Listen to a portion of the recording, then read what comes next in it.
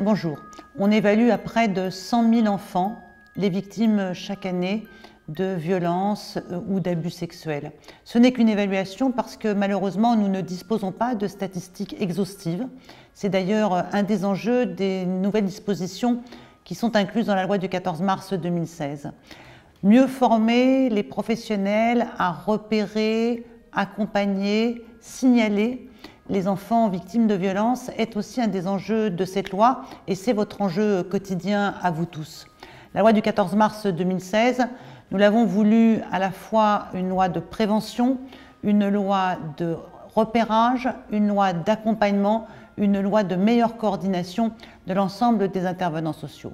Cette loi prévoit diverses mesures, elle est en plus accompagnée d'une feuille de route qui précise ou permet d'ores et déjà d'engager une action pluridisciplinaire dans les territoires et elle permet de mobiliser l'ensemble des professionnels. Dans les mesures principales de la loi, je voudrais évoquer d'abord la nécessité pour les départements de désigner un médecin référent pour faciliter le contact avec les autres médecins du département.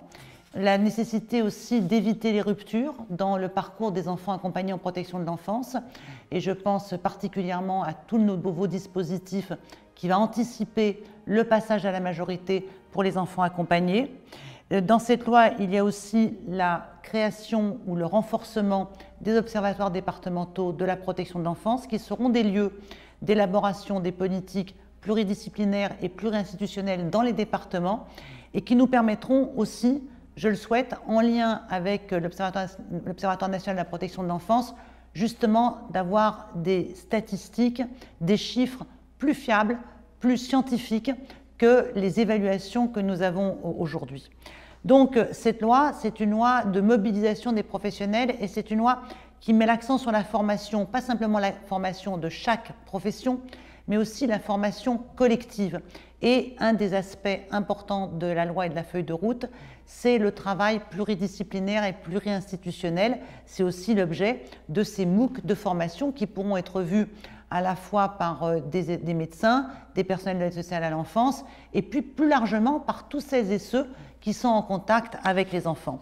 Au plan national, l'État a tenu à réaffirmer, dans le respect des compétences des départements, sa vocation régalienne et un Conseil national de la protection de l'enfance viendra là encore permettre aux professionnels d'élaborer ensemble une meilleure circulation des pratiques professionnelles, une meilleure élaboration collective et aussi, je le souhaite, une force de proposition pour les départements et les gouvernements successifs.